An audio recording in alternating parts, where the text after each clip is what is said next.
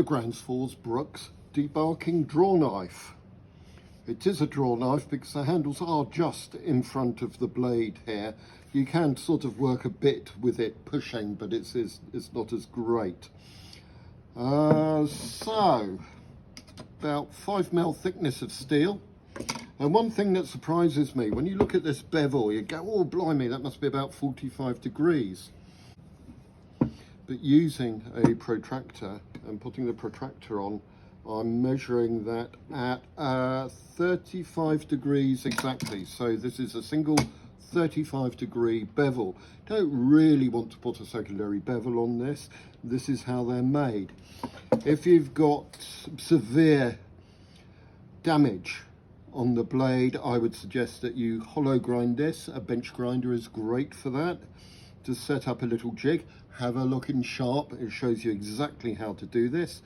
These are easy to sharpen, but there's some things that you've got to watch out for. If you use a wide stone on it, it only touches here and here. So if the stone is wider, if it's a 2-inch 50mm bench stone, you're going to round the corners of your stone over. So I tend to use a small diamond file, which is great. Let's do this properly. Always work from the spine.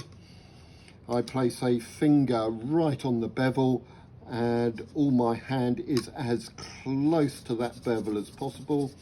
And you can go round in little circles, parallel to the edge, or across. If you go across the edge like that, you're more likely to tip. So sort of going parallel is the safest way of doing it, or little circles.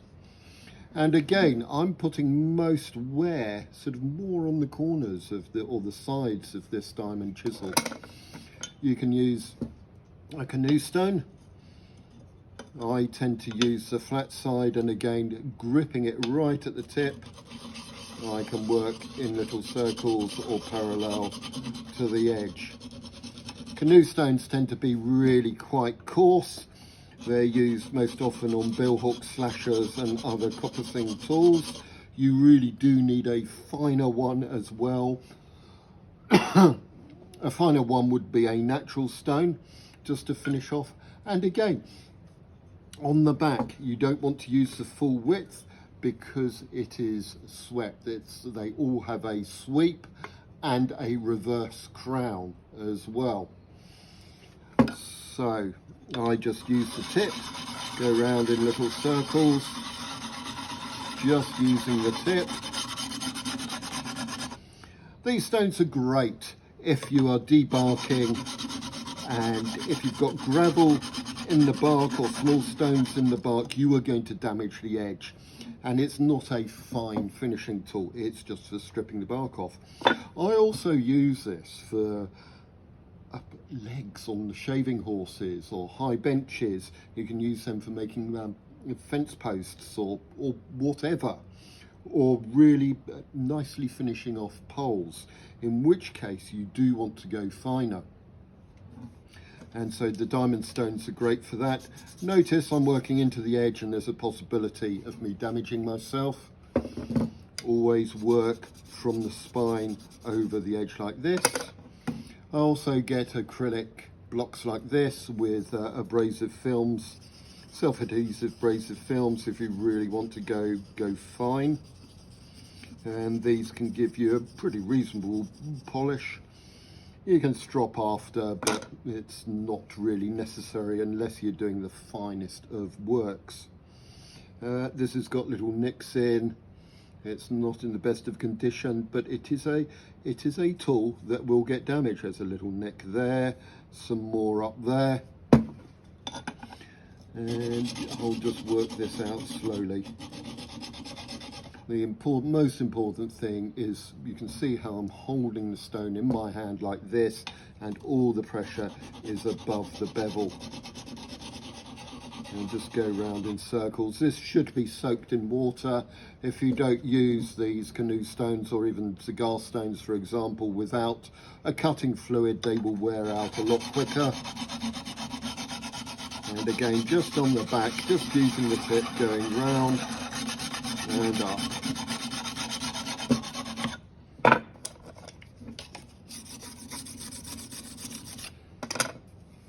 And that's it, really. It's really very simple. Just don't use wide stones. You will crown your stone, and you're just working on the very edges. If you want to find out more about sharpening, I wrote a little pamphlet. It's called Sharp, and it's got everything in here you need to know about sharpening. Probably one or two little things that I may have left out, but after reading this, if you can't figure it out yourself, probably don't attempt sharpening. So the Gransfors Brooks draw knife in here. I have read this book hundreds of times. Here we go, draw knives. I still can't find anything in it. Right, here we go. So I explicitly say here, this is what I was explaining about width of stone, and you want to use narrowest stones possible, and a quick bit here about how to hollow grind the bevel. So push knives, draw knives, all sorts of spoke shaves, trebuchets, everything, in shaves, whatever, it's all covered in here. And of course, my favourite, the draw knife. I absolutely love draw knives. So each chapter is, there are lots of chapters on specific tools and knives. And here we go. We're talking a massive, absolutely massive chapter on abrasives and grits and everything.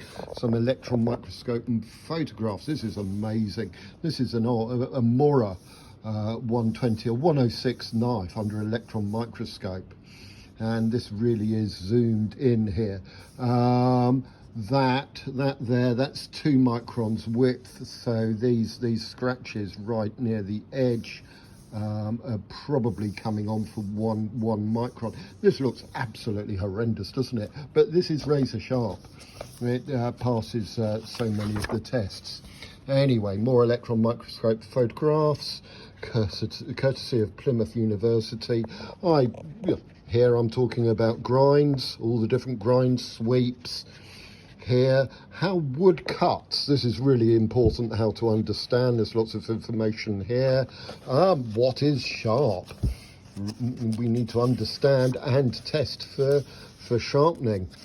Or for sharpness, really. Oh, look, the hanging hair test. Whoa, the 3-finger test as well.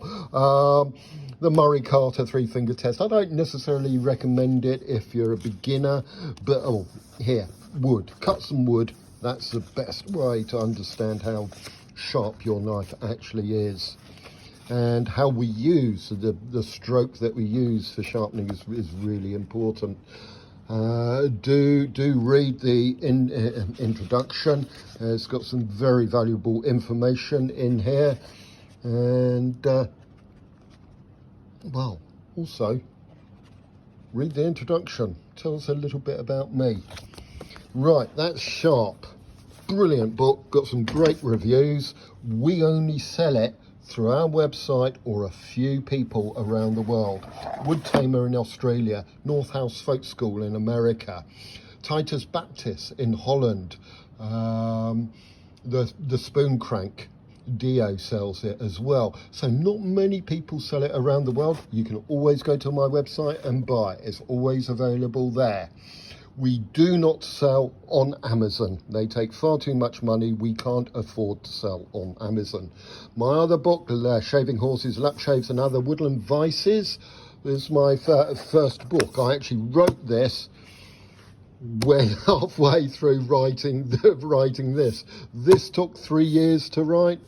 This took over, well, probably about 18 years to write. So there's a lot of work in there. Obviously, I wasn't writing full time. I was earning a living. Bull horses, bench vices, all sorts, standing vices. People from all over the world have contributed photographs to this book. All sorts of techniques, all sorts of work holding devices. In here, and I originally wrote this book to, well, explain how to make my Easy Rider shaving horse, and it just grew bigger and bigger, And there we go.